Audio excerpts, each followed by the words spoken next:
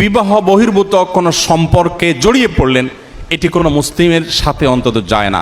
পৃথিবী মানুষের চরিত্রের ব্যাপারে, বিশেষ করে কোনো মানুষ বিবাহিত লাইফে থাকলে, তিনি যুগলবন্দি জীবনে থাকলে অন্য কারোর সাথে সম্পর্ক রাখাটাকে গোটা পৃথিবীর সকল সমাজ খারাপ মনে করে।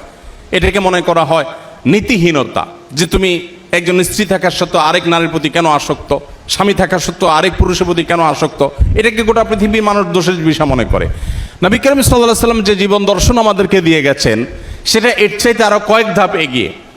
সেটা হলো, আল্লাহ আপনাকে যে তারুণ্য দিয়েছেন, এ তারুণ্যের সবটুকুন ভালোবাসা আপনি জমিয়ে রাখবেন আপনার সে জীবন সঙ্গিনীর জন্য। যেই যুবক তার তারুণ্যকে, তার যৌবনের চাহিদাকে কন্ট্রোল করতে পারে না, নিয়ন্ত্রণ করতে পারে না, তার চরিত্রকে হেফাজত করতে পারে না, তার সম্ভ্রমকে সংরক্ষণ করতে পারে না, এই যুবক আব্দুল্লাহ ইবনে ওমরের উত্তরসূরি হতে পারে না। এই যুবক ওমর রাদিয়াল্লাহু তাআলার উত্তরসূরি হতে পারে না।